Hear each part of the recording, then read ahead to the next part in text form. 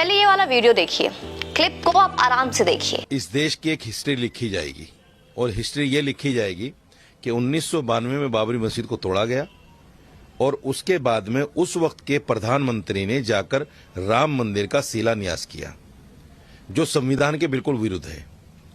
एक ऐसी हिस्ट्री को हमने क्रिएट कर दिया। आज मुसलमान खामोश है। मेरी आने वाली नस्ल, मेरा बेटा, मेरा पोता, उसका पोता 50 साल के बाद, 100 साल के बाद एक हिस्ट्री जब उनके सामने आएगी कि हमारी मस्जिद को तोड़कर मंदिर बना दिया गया, उस वक्त में हो सकता है कोई मुस्लिम शासक हो, कोई मुस्लिम जज हो या मुस्लिम शासन आ जाए, कुछ नहीं कहा जा सकता, क्या फेरबदल हो सकता है। तो क्या उस हिस्ट्री की बुनियाद पे इस मंदिर को तोड़कर मस्जिद नहीं बनाई जाएगी? बिल्कुल बनाई जाएगी। देख लिया। अब इसके एक एक लाइन पढ़ना थोड़ा गौर करिए। पहली लाइन में मौलाना क्या कहता है? भारत के प्रधानमंत्री ने संविधान के विरुद्ध जाकर राम मंदिर के निर्माण का कार्य शुरू किया। दूसरी लाइन में क्या कहता है? मैं बहुत आराम से बता रही हूँ, कोई जल्दीबाजी नहीं। कल जब हमारी नस्लें आएंगी और इतिहास को फिर से लिखेंगी, तब शायद इस देश में मुस्लिम शासन आ जाए, मुस्लिम जज आ जाए, तो दोबारा से राम मंदिर को गिराकर मस्जिद बना ली जाएगी। आप कहेंगे इसमें नया क्या है? बताइए सुमन जी, क्या नया है? हम तो जानते हैं कि इनके दिल में क्या है, हम सब जानते हैं। अरे ना, जो जानते हैं उनके लिए वीडियो तो एक रिमाइंडर है 2023 के लिए। लेकिन जिन्हें शुतुरमुर्ग बने रहना है, जिन्हें रेत में गर्दन डालकर ये बोलना है कि मोदी अशांति फैला रहा है या सुमन हिंदू मुसलमान करके देश में नफरत फैला रही है, ब्ला ब्ला ब्ला, ये वीडियो उनके लिए अधिक है। देखो, ऐसा है ना कि जानते तो तुम भी हो कि सच क्या है, बस बताने से डरते हो। ये बात मौलाना अपनी तकरीर में नहीं बोल रहा।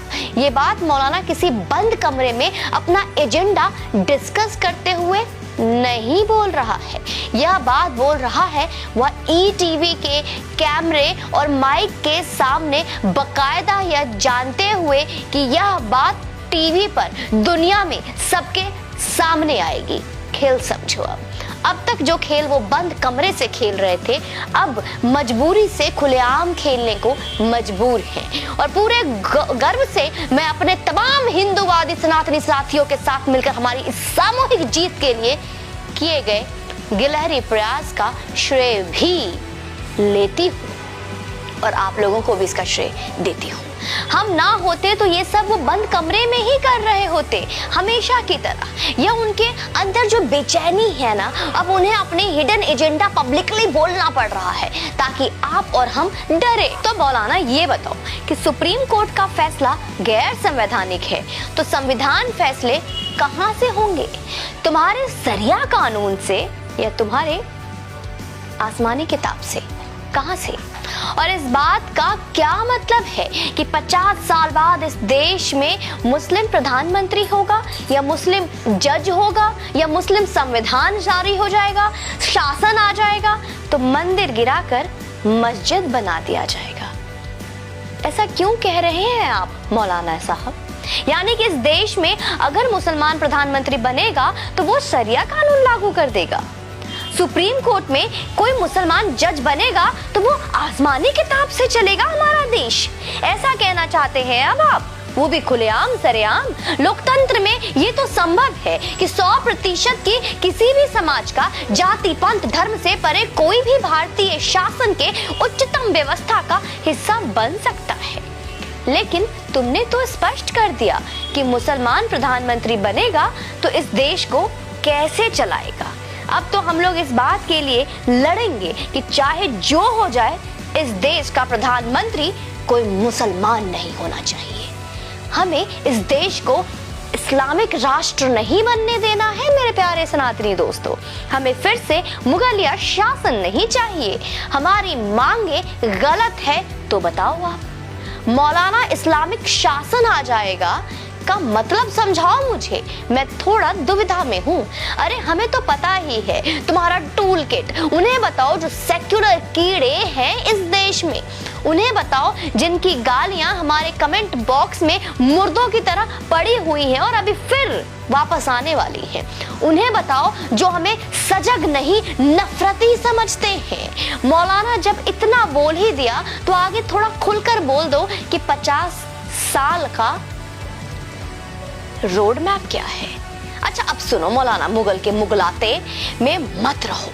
यह बस कहावत है कि वक्त बुरा हो तो कुत्ता ऊंट पर बैठे व्यक्ति को भी काट लेता है। सच यही है कि चाट सकता है कुत्ता, काट नहीं सकता। तो इस ख्वाब को ना आंख में पानी मारकर धो लो और अपने गाल में इधर और इधर 2 चाटे लगाकर होश में आ जाओ। अभी तो बस ये शुरुआत है एकदम। 50 साल के बाद का हिंदुस्तान मुगलिया शासन से पहले का हिंदुस्तान होगा। रहना है रहो, नहीं रहना है तो अपनी बोरिया बकरिया बिस्तरा उठाकर चलते बनो। हम इस बात से इनकार बिल्कुल नहीं कर रहे हैं कि कल कोई मुसलमान व्यक्ति इस देश के सुप्रीम कोर्ट का चीफ जस्टिस ऑफ इंडिया बन जाए, प्रधानमंत्री बन जाए। लोकतंत्र है, संभव है, हो जाए। लेकिन वो जो तुम कह रहे हो ना वो करना तो दूर सोचना भी संभव नहीं होने देंगे। यकीन मानो बदलाव नहीं होने देंगे। अपने देश के प्रधानमंत्री से करबद्ध निवेदन है कि इस मौलाना की पूरी जांच की जाए। इसके खुद से लेकर इसके जुड़े हर व्यक्ति के बैंक खातों की जांच की जाए। ठीक कह रही हूँ ना मैं? इससे जुड़ी हर चीज की सूक्ष्मता से जांच होनी चाहिए या नहीं होनी चाहिए। इस पर यूएपीए लगाकर देश की व्यवस्था को चुनौती देने का संगीन आपराधिक मामला दर्ज होनी चाहिए या नहीं होनी चाहिए। इसे तत्काल प्रभाव से अरेस्ट किया जाए और यह जब तक जेल में रहे तब तक हर सुबह इसे मुगल काल से पहले में भारत के बारे में पढ़ाया जाए। इसे पढ़ाया जाए कि इस्लामिक आक्रांताओं ने इसके पूर्वजों को कैसे जबरदस्ती मुसलमान बनाया। इसे लोकतंत्र को चुनौती देने के आरोप में जो कठिनतम सजा हो वो दी जाए। आगे से जो ये लोग बोलकर अब तक अपने अंदर लेकर चल रहे थे ताकि जहां कोई ना देख रहा हो वहां सूखी घास पर ये आग लगाकर इस देश को जलाया जाए, अब ये खुलेआम लेकर चल रहे हैं। मौका है कि जलती तिल्ली पर इनके फूंक मारिए ताकि ये आग भी ना लगा पाए और देश, हमारा देश, हमारा भारत देश जलने से बच पाए। कोशिश तो कर सकते हैं ना। आप लोग को भी मिलकर करना पड़ेगा मेरे साथ। गिलहरी प्रयास करेंगे ना। और जिन लोगों को लगता है भैया कि नया साल आ गया, सिर्फ साल बदला है, डेट बदली है, महीने बदले हैं। हमारा नया साल आएगा और सनातनी भी धूमधाम से मनाएंगे। ये अंग्रेजों का है तो उन्हीं को रहने दे। अपना नया साल भी आने वाला है, इंतजार कीजिए, धूमधाम से मिलकर मनाएंगे। जय हिंद, वंदे मातरम।